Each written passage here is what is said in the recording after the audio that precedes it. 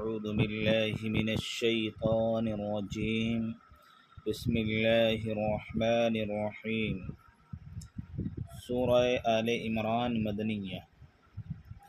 الف لام میم، اللہ لا الہ الا هو الحی القیوم۔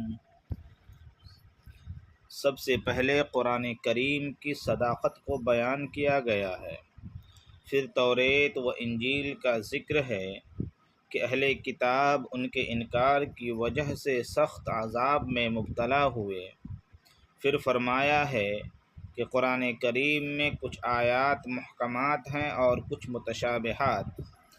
آسان انداز میں یہ سمجھیں کہ محکمات ان آیات کو کہتے ہیں جن کی مراد ایسے شخص پر بالکل ظاہر اور بین ہو جو قواعد عربیہ کو اچھی طرح جاننے والا ہو، اور جن آیات کی تفسیر اور معانی ایسے شخص پر ظاہر نہ ہو ان کو متشابہات کہتے ہیں۔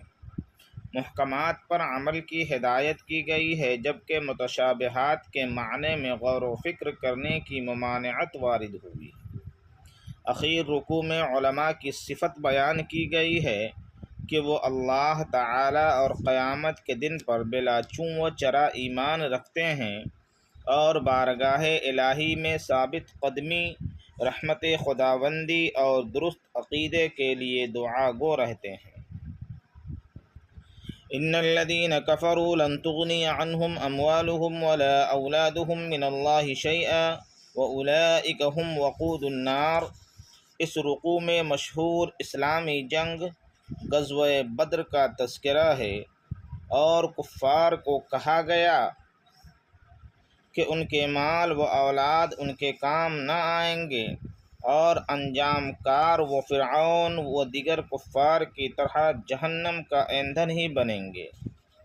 پھر غزوہ بدر میں اللہ تعالی کی نصرت کا تذکرہ ہے، پھر فرمایا کہ ہم نے انسانوں کی نظر میں ان کی ازواج، اولاد اور مال و دولت، سامان عیش و عشرت وغیرہ کو نہایت پرکشش اور جاذب نظر بنا دیا ہے، لیکن یہ سب محض دنیا میں کام آنے والی چیزیں ہیں۔ حقیقی دائمی ٹھکانہ جنت کی شکل میں اللہ ہی کے پاس ہے، جس میں مومن ہمیشہ ہمیش رہیں گے اور جنت کی سب سے بڑی نعمت رضائے خداوندی سے سرفراز ہوں گے۔ مومنین کی اہم صفات صبر، صداقت، اطاعت، انفاق فی سبیل اللہ اور توبہ و استغفار کو خاص طور پر ذکر کیا گیا ہے۔ پھر بیان کیا کہ اللہ کے نزدیک پسندیدہ اور معتبر مذہب فقط دین اسلام ہے اور یہی صحیح راستہ دکھاتا ہے۔ ان الذين يكفرون بآيات الله ويقتلون النبيين بغير حق ويقتلون الذين يأمرون بالقسط من الناس فبشرهم بعذاب أليم۔ اس رکوع میں اولاً یہودیوں کی چند نافرمانیوں کا تذکرہ ہے، مثلاً ان کے سامنے دین حق پیش کرنے والے انبیاء کرام اور علماء عظام کو قتل کرانا، اپنے بارے میں یہ سمجھنا کہ اگر ہمیں جہنم میں جانا ہوا تو محض چند دنوں کے لیے جانا ہوگا۔ قرآن کریم نے بتایا کہ ان کے اعمال دین و دنیا میں ضائع ہو جائیں گے، اور ان کا یہ خیال کہ جہنم میں چند دنوں کے لیے ہی جانا ہوگا محض نفس کا دھوکہ ہے۔ اس کے بعد اللہ تبارک و تعالی کی قدرت کاملہ کا ذکر ہے، جسے چاہتا ہے حکومت اور عزت عطا کرتا ہے، جس سے چاہتا ہے چھین لیتا ہے، اسی کے قبضے میں تمام اختیارات ہیں۔ اخیر رکوع میں کفار کے ساتھ مسلمانوں کے قلبی تعلق کو بھی منع کیا گیا۔ قل ان کنتم تحبون اللہ فاتبعونی یحببکم اللہ ویغفر لکم ذنوبکم واللہ غفور الرحیم۔ اس رکوع میں واضح طور پر کہا گیا کہ حقیقی کامیابی فقط اللہ اور اس کے رسول کی کامل اطاعت میں ہے۔ پھر حضرت آدم علیہ السلام، حضرت نوح علیہ السلام، حضرت ابراہیم علیہ السلام اور آل عمران یعنی حضرت موسیٰ علیہ السلام کی بزرگی کا تذکرہ ہے۔ پھر حضرت مریم کی والدہ کا تذکرہ ہے کہ انہوں نے یہ نذر مانی تھی کہ وہ اپنی اولاد کو اللہ کی راہ میں دے دیں گے، چنانچہ حضرت مریم کی ولادت کے بعد ان کو عبادت کے لیے مخصوص کر دیا۔ حضرت زکریا علیہ السلام نے ان کی کفالت کی۔ حضرت مریم کی کرامات کا ذکر بھی اس کے ضمن میں کیا گیا ہے۔ حضرت زکریا علیہ السلام نے اولاد کے لیے دعا کی تو اللہ تعالیٰ نے انہیں حضرت یحییٰ علیہ السلام کی بشارت دی۔ وَإِذْ قَالَتِ الْمَلَائِكَةُ يَا مَرْيَمُ إِنَّ اللَّهَ اصْطَفَاكِ وَطَهَّرَكِ وَاصْطَفَاكِ عَلَى نِسَاءِ الْعَالَمِينَ۔ اس رکوع سے حضرت عیسیٰ علیہ السلام اور ان کی امت کا تذکرہ شروع ہو رہا ہے۔ اولاً تو ان کے اس عقیدے کی تردید ہے کہ حضرت عیسیٰ علیہ السلام نعوذ باللہ خدا کے بیٹے ہیں۔ حضرت مریم کی فضیلت اور حضرت عیسیٰ علیہ السلام کی ولادت، نبوت، کتاب اور معجزات کا تذکرہ ہے کہ حضرت عیسیٰ علیہ السلام اللہ تعالیٰ کے حکم سے مٹی کے پرندوں میں پھونک مار کر جان ڈال دیتے تھے۔ مادرزاد اندھے اور کوڑھی کے مریضوں کو ان کے ہاتھ سے شفا مل جاتی تھی، حتیٰ کہ مردوں کو بھی زندہ کر دیتے تھے۔ اس کے بعد عیسائیوں کی بداعتقادی اور کجروی کو بھی بیان کیا گیا۔ اذ قال اللہ یا عیسیٰ انی متوفیک ورافعک الی ومطہرک من الذین کفروا وجاعل الذین اتبعوک فوق الذین کفروا الی یوم القیامہ۔ حضرت عیسیٰ علیہ السلام کا تذکرہ جاری ہے۔ اسی رکوع میں ان کے آسمان پر اٹھائے جانے کا ذکر ہے۔ آپ کے دشمنوں کو عذاب کی وعید ہے۔ حضرت عیسیٰ علیہ السلام کو حضرت آدم سے تشبیہ دی گئی ہے کہ حضرت عیسیٰ کو بغیر باپ کے پیدا کیا گیا اور حضرت آدم کو بغیر والدین کے پیدا کیا گیا تھا۔ اس کے بعد نبی اکرم صلی اللہ علیہ وسلم کو حکم ہے کہ اب بھی اگر کوئی حضرت عیسیٰ کے بارے میں بدعقیدگی کا اظہار کرے تو اس سے مباہلہ کریں۔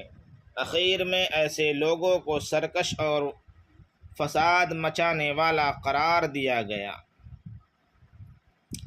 مباہلہ اگر کسی امر کے حق و باطل میں فریقین میں نزاع اور جھگڑا ہو جائے اور دلائل سے نزاع ختم نہ ہو تو پھر ان کو یہ طریقہ اختیار کرنا چاہیے کہ سب مل کر اللہ تعالیٰ سے دعا کریں، جو اس امر میں باطل پر ہوں اس پر اللہ کی طرف سے وبال اور ہلاکت پڑے اور جھوٹے پر قہر نازل ہو۔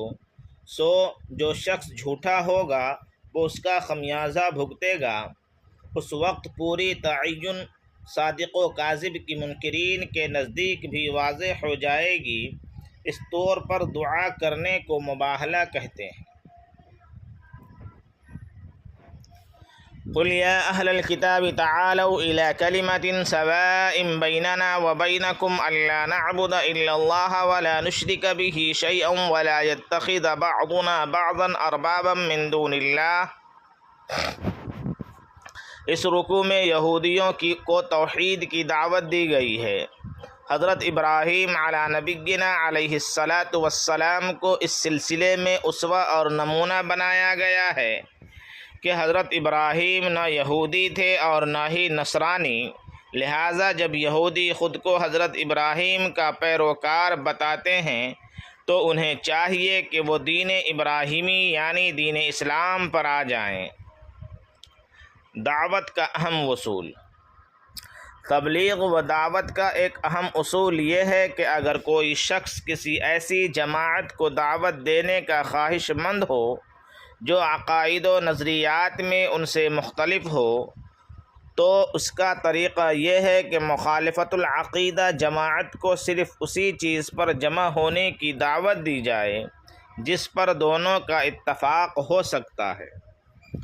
وقالت طائفة من أهل الكتاب آمنوا بالذي أنزل على الذين آمنوا وجه النهار واكفروا آخره لعلهم يرجعون۔ اس رکوع میں اہل کتاب کی دو جماعتوں کا تذکرہ ہے۔ نمبر 1، یہودیوں کی ایک جماعت نے اسلام کے تعلق سے غلط فہمی پھیلانے کے لیے ایک خفیہ گروہ تیار کیا تاکہ وہ پہلے سب کے سامنے اسلام قبول کریں اور پھر مرتد ہو جائیں۔ یہ پروپیگنڈا انہوں نے دین کو بدنام کرنے کے لیے کیا تاکہ سیدھے سادھے لوگ یہ سمجھیں کہ واقعی دین میں کچھ کمی ہوگی، اسی لیے یہ لوگ ایمان لا کر پھر گئے۔ نمبر 2، یہودیوں کی دوسری جماعت بددیانت تھی، چنانچہ اگر کوئی ان کے پاس اعتماد کر کے اپنا سامان بطور امانت رکھ دیتا تو اس پر قبضے کی کوشش کرتے اور کہتے کہ ہمارے لیے غیر یہودیوں کا مال حلال ہے، قیامت میں اس پر کوئی گرفت نہ ہوگی۔ اللہ تعالیٰ نے ان کے اس باطل خیال کی تردید کی اور قیامت کے انصاف کا تذکرہ کیا۔ اس کے علاوہ یہودیوں نے توریت میں جو تحریفات کی تھی اس کا بھی تذکرہ اس رکوع میں موجود ہے۔ وَإِذْ أَخَذَ اللَّهُ مِيثَاقَ النَّبِيِّينَ لَمَا آتَيْتُكُم مِّن كِتَابٍ وَحِكْمَةٍ ثُمَّ جَاءُوكُمْ رَسُولٌ مُّصَدِّقٌ لِّمَا مَعَكُمْ لَتُؤْمِنُنَّ بِهِ وَلَتَنصُرُنَّهُ۔ یہودیوں کی ایک سرکشی یہ تھی کہ وہ توریت میں تحریف کر کے لوگوں کو یہ یقین دلاتے تھے کہ نبی یا فرشتے کی حیثیت معبود جیسی ہے، جیسا کہ اس رکوع میں یہ اصول بتایا گیا کہ ایسی کوئی بھی تعلیم جو اللہ کے سوا کسی اور کی بندگی سکھاتی ہو وہ ہرگز کسی رسول کی تعلیم نہیں ہو سکتی۔ اگر کہیں ایسی کوئی بات نظر آئے تو وہ گمراہ لوگوں کی تحریف ہے۔ پھر مختلف انبیاء کرام پر مختصر تذکرہ ہے۔ اس کے بعد بتایا گیا ہے کہ اللہ کے نزدیک معتبر دین فقط اسلام ہے، اس کے علاوہ کوئی بھی دین، مذہب یا دھرم کی کوئی حیثیت نہیں۔ ان ادیان کے ماننے والے لوگ آخرت میں نقصان میں رہیں گے۔